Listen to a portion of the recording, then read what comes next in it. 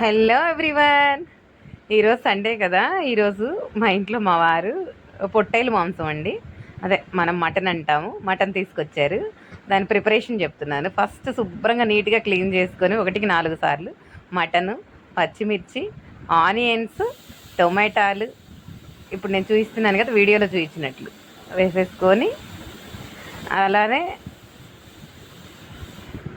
అందులోనే కొంచెం ఉప్పు, రుచికి సరిపడినంత ఉప్పు, కొంచెం అంటే మనం లాస్ట్లో అడ్జస్ట్ చేసుకోవచ్చు. తర్వాత కొంచెం కారం, నేనైతే ఎండు కారం అండి, ఆశీర్వాద్ కారం వాడుతున్నాను.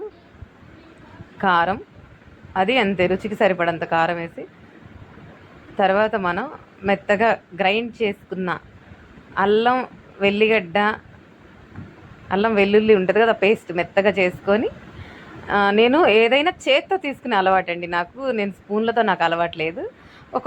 నేను 500 రూపీస్ అంటే దగ్గర 600 గ్రామ్స్ మటన్కి 2.5 స్పూన్ అల్లం వెల్లిగడ్డ పేస్ట్, అండ్ అలానే ఆయిల్ ఎంతైతే పట్టిందో అంత రుచికి సరిపడ్డ ఆయిల్ తీసుకొని వాటిని మొత్తాన్ని బాగా మిక్స్ చేసుకోవాలండి. బాగా హ్యాండ్స్ శుభ్రంగా వాష్ చేసుకొని మొత్తం ఆల్ కూడా కుక్కర్లో, నేనైతే మటన్ కుక్కర్లోనే చేస్తాను. మీ ఇష్టం, మీరు మా నార్మల్ జర్మస్లేరు కానీ స్టీల్ గిన్నెల్లో కానీ చేసుకుంటానంటే ఓకే. అన్నీ బాగా హ్యాండ్తో కలిపేసుకోవాలి. ఏంటి ఈవిడ ఇలా పిసుకుతుంది అనుకుంటారు.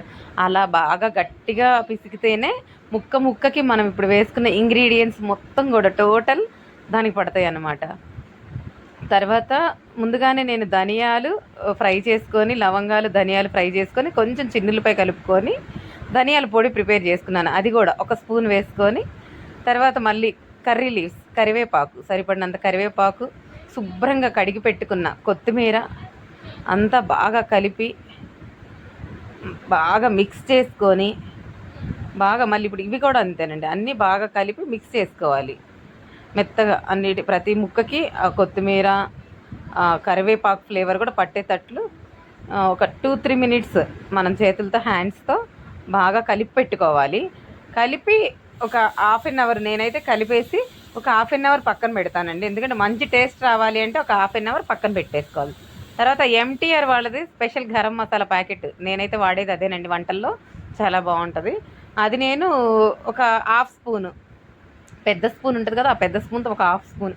నేను ఏది కూడా కొలతలు నేను స్పూన్లతో వేయనండి, నాకు చేత్తోనే అలవాటు. అది కూడా వేసుకొని ఒకసారి కలిపి, తర్వాత పెరుగు, మన సంగం డైరీ వాళ్ళ పెరుగు ఒక దగ్గర 3-4 టేబుల్ స్పూన్లు పెరుగు వేసి బాగా మెత్తగా మళ్ళీ మొత్తం ఒక్కసారి మిక్స్ చేసుకొని బాగా కలిపేసి మిక్స్ చేసుకోవాలి.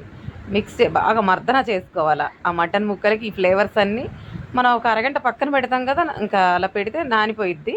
తర్వాత పొయ్యి మీద పెట్టేసి మనం ఒక 5 or 6 విజిల్స్ వచ్చేదాకా ఉంచుకొని, మన మటన్ ముక్క చూసారు కదా, చేత్తో ప్రెస్ చేస్తే ఎలా విరిగిపోతుందో అలా మటన్ రెడీ అవుతుంది.